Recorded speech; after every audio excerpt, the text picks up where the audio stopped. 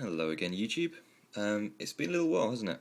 Um, I'm going to explain to you in this video exactly where I've been and what I'm doing and things for the future.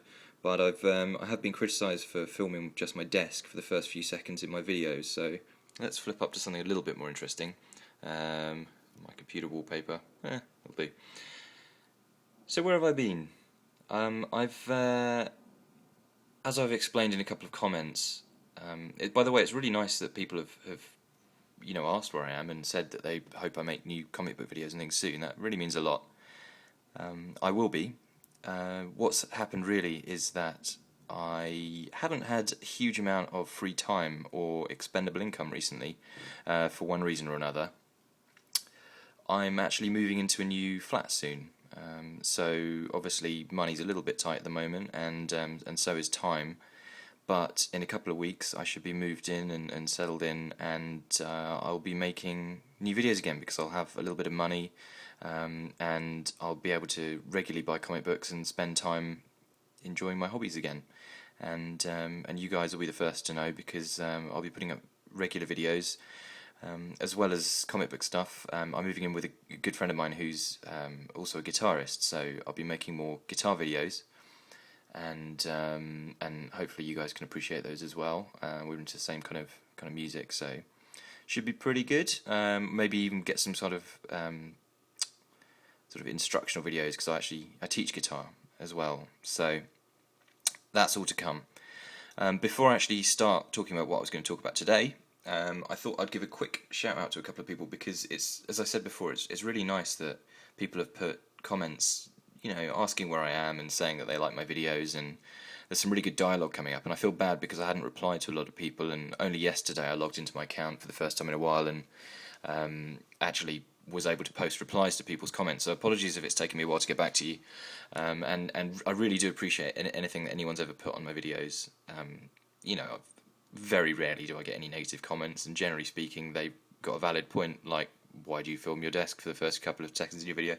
I think that was just force of habit, But, so, I was going to say, firstly to Jean Paulex Peter, 74 Susu, 123 Comic Man, and also to Finders Keepers Comics. Just wanted to say to you guys that I watch your videos every time you put up a new one. I think they're fantastic. I'd encourage everyone to check out your videos. You guys have got a lot of interesting things to say. As you guys have pointed out, we've got a really good little comic book community setting up on YouTube, and everyone sort of seems to be in touch with everyone else, and it's really nice. So I hope that can keep up, and I hope to be more of a part of that in the future. So yeah, you guys, even though I don't comment on a lot of your videos, I do watch them regularly and keep up the good work. Also, the regulars, like Captain Strangelove, I watch every single one of your videos. Legend, and there's a couple of guys that haven't made videos in a while that I would like to see more of. There's a guy called Batman Comics and Toys, his account, and hasn't done anything in quite a while, but he has put a couple of comments on mine, so I assume he's still around. I'd really like to see more from him. I think some people were maybe posting some comments and things that, to be fair, if I think that would put me off making videos, but that's the problem with putting things on the internet, isn't it? The world is at least like 70% idiots, so anyway. And then the last guy I was going to give a bit of a shout out to is Time Gem. And Time Gem is someone who, his videos, he used to make them all the time, and they've slowed down since, but, he's explained why. He got me into the hobby originally, really, in a big way, and I really enjoyed everything he's had to say, and his footage of when he went to Comic-Con a couple of years ago, and basically everything he's done. I really encourage people, if you're at all into comic books, especially the reading side, rather than necessarily just the sort of collecting value side, really, really, really check out his videos, because the guy's done a lot of good work, and I think people should really appreciate it. So, that out the way, rather than just explaining where I am and telling people how much I like them, I thought maybe there should be some kind of value to this video. So what I've decided to do is just explain to you briefly how I arrange my collection, how I organise my collection. I think it was 123 Comic Man who put up a video, I think it was you anyway, about how you arrange your collection using some free software. I think it was free software. And I've looked into some various sort of software and things you can get, but when I first started collecting, I just made an Excel spreadsheet, and it's kept me in pretty good stead until then. So I was just going to quickly show you guys what information I put in it, so that you might consider doing something similar, or maybe you do already. I'd be interested to know. So anyway, this is what it looks like. I'll just zoom in a little bit quickly. Where are we? Okay. I'm on a Mac, so everything looks slightly different.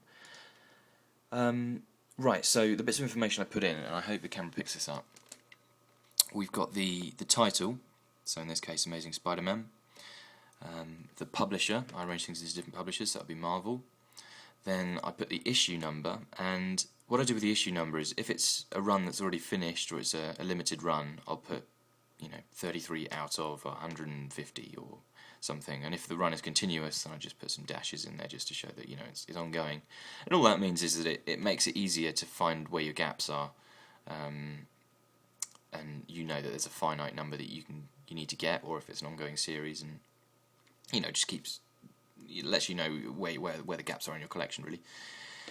The year, I don't bother with the date that it was published, particularly the month or anything, but I keep the year in there because it's really out of focus. I'm sorry about this. But anyway, so for example, top was 1966, things like that.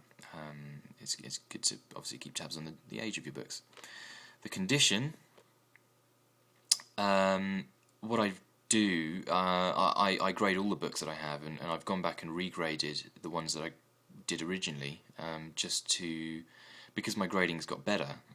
I've reapproached all the initial books that I graded, and I've regraded them, and generally speaking I did a pretty good job first time around, but sometimes I was a little bit misguided, and I've learned new things since, and I've given the very good, very fine, etc. plus the number system, so that if anyone asks me, I can give them either, depending on which version they use.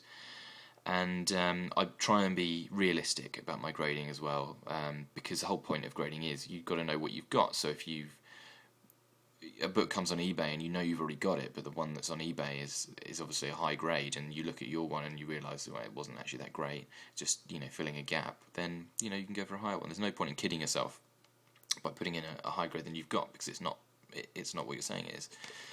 And it's your collection, so at the end of the day, you're the only person that you're kidding, unless you go to sell it, and that's when you really don't want to be fobbing people off.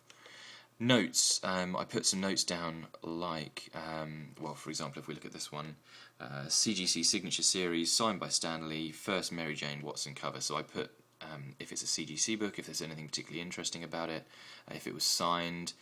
If it was the first of a particular artist, if it's a first appearance of any particular characters, anything that I would find interesting, I stick in the notes section as well. And then finally, I've got a value, and that's really is kind of just a rough estimate, because it's all based on current overstreet values that are given. So generally speaking, they're a little bit higher than what its street value would be. In some cases lower, depending on obviously how things go up and down in the market. But I keep it there to give myself a bit of a reminder and an idea of what various parts of my collection are worth. Obviously, if I want to sell the books, you've got to take a certain amount of that off, because realistically they're just not going to sell for that. And then finally, what a lot of people might see as a big waste of time, and one of the reasons why you maybe want to use some software or something, because it'll put this in automatically, I drop in little pictures of the covers that I've pulled offline. They are mostly taken from Google image searches, but also from there's some websites, collecting websites that have all the images on them alongside where they grade the books and things. But I'm not entirely sure what the copyright laws are there, so I won't give away exactly where I've got them from. But generally speaking, it's Google image search. They're really easy to find, and the reason I put them in is purely because it just makes the whole thing a little bit more interesting to work with and to look at, because you might see Amazing Spider-Man 349 and you're thinking I can't really picture that little image, and you go, oh yeah, no, cool, that's the one. You remember these things, or 347, that's that Venom cover.